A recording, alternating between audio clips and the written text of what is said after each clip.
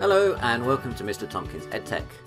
This series of videos provides work solutions for the GCSE Maths Topic Test produced by AQA. This video is Basic Percentages. Whilst these topic tests make excellent exam preparation and revision material, regardless of which exam board you're sitting, they are particularly useful for students studying for AQA as they are prepared by the same team who will be writing your papers in the summer. They will work best if you try and answer the questions yourself before watching the video. The topic test papers can be downloaded from this address, which I've also linked in the description below. They'll require a teacher account to access, so either ask your maths teacher to download and share them with you, or alternatively you can try pausing the video and attempting the question first before pressing play again to listen to my solutions. Check this playlist for all the other topics I've covered. I'm busy recording all of these topic tests, so if the particular topic you're looking for isn't there yet, why not drop me a comment below with your request and subscribe to my channel to receive notification of future uploads.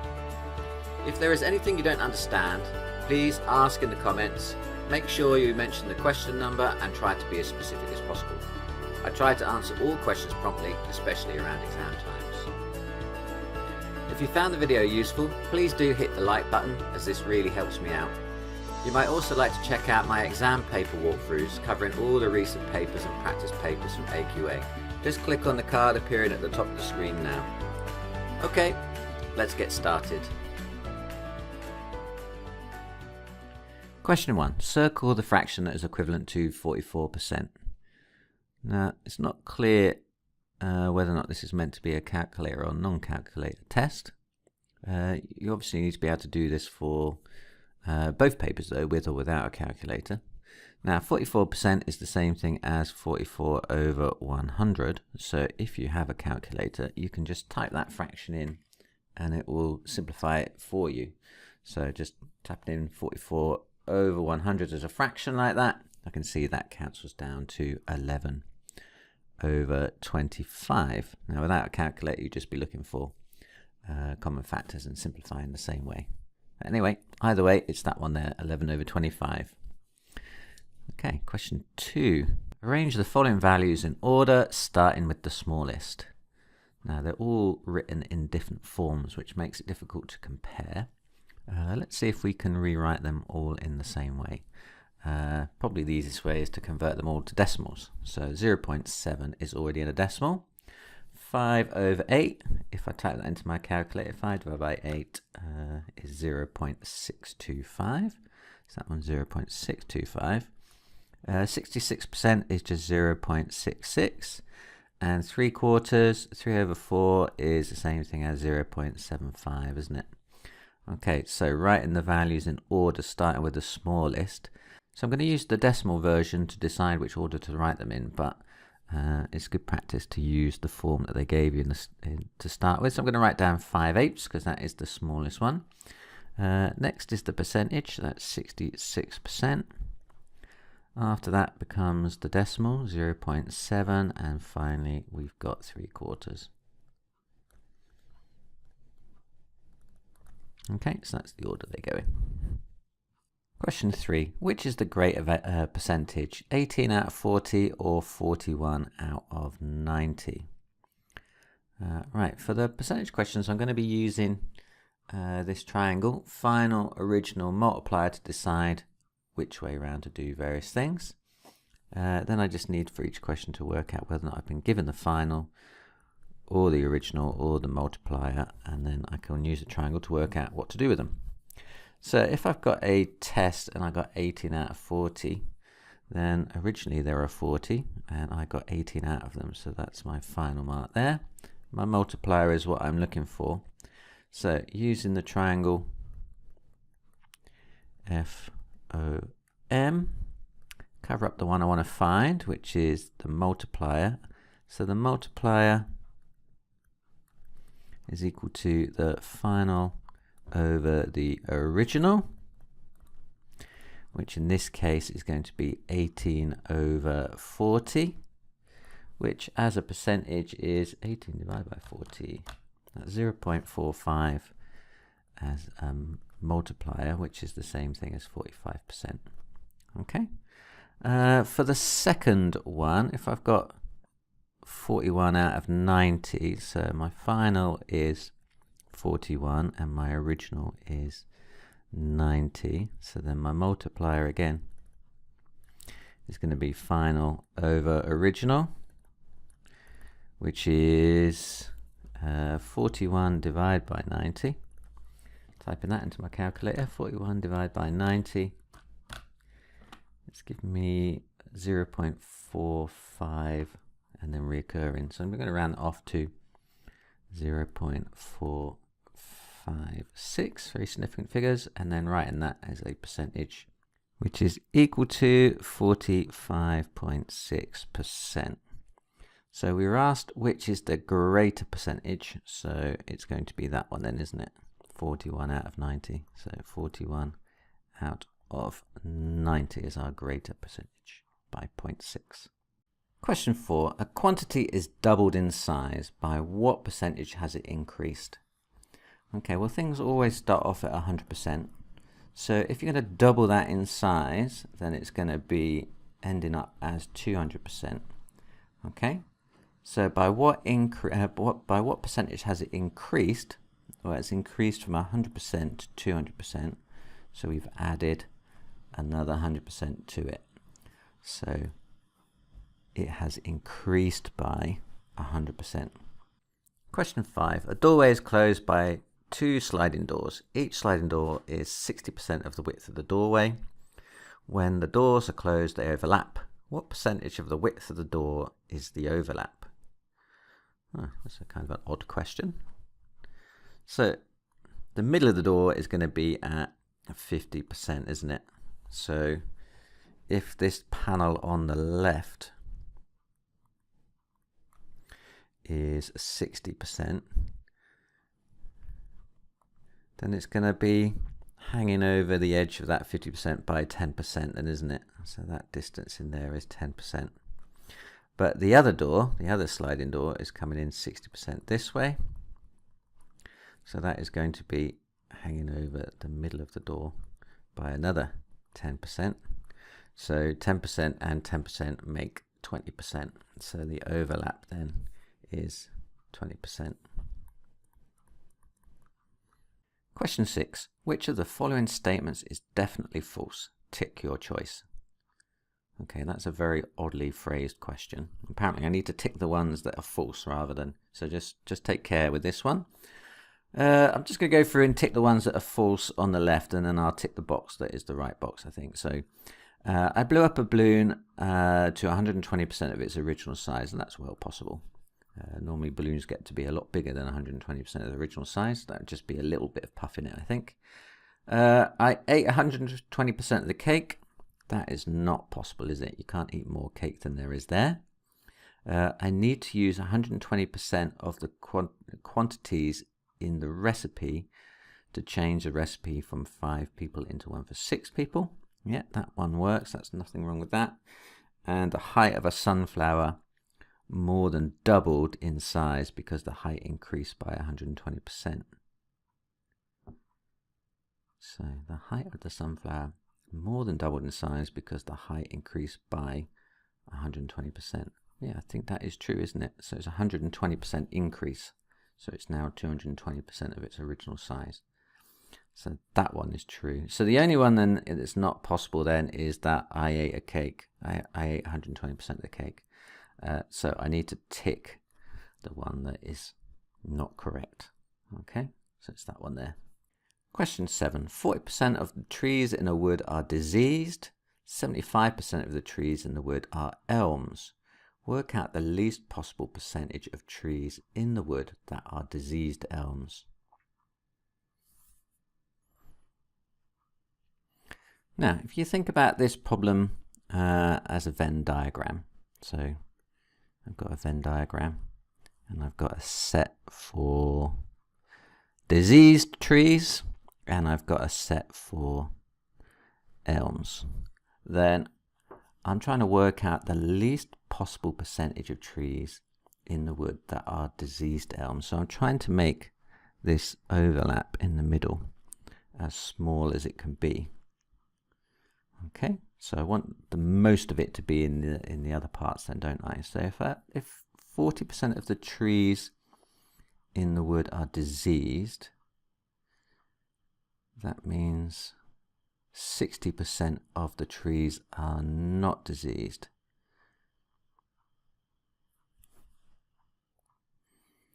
Now, to make that intersection as small as possible, I need to make the number inside the sets but outside the intersection as big as possible. So if we say that 40% of the trees in the wood are diseased, let's assume that all the other trees that are not diseased are elms. So that would be 60% there.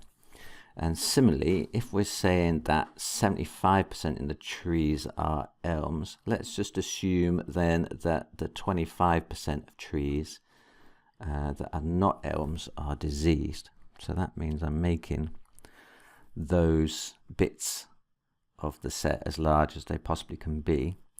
That means the smallest that intersection can be there then is 15%. Because 15 and 25 makes 40, and 15 and 60 makes 75. Okay, now that is the least that could be, because there could actually be some trees that are neither diseased nor elms. But if I increase the number, if I increase the number here, then I'm going to be decreasing the numbers here, and therefore I'm going to be increasing the numbers in the middle. So 15% then is going to be the smallest it could possibly be. 15%. Sofas are asked increases its price by 10% and then reduces them by 5%. So far so good. Reduces its price by 5% and then increases them by 10%. The question is, which shop increased its prices by the greater percentage? Circle your answer, and then part B says explain your choice. So we need to show our method for this then. Okay, so sofas are us to start with. They had a multiplier of, well, they're doing a 10% increase, which as a multiplier is going to be the cost of the sofa times 110%, isn't it? 100% plus 10% is 110%, which as a multiplier is 1.1. And then reduces them by 5%, which is then a second multiplier of 0.95. Okay, so what is 1.1 times 0.95? So 1.1 times 0.95, that gives me 1.045, which is an increase of 4.5%.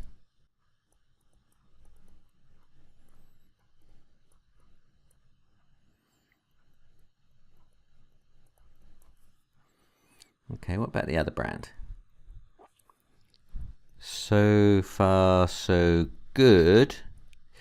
They had their prices and they, what did they do? They reduced it by 5%. So that's 0.95%. And then what did they do? And then increased them by 10%.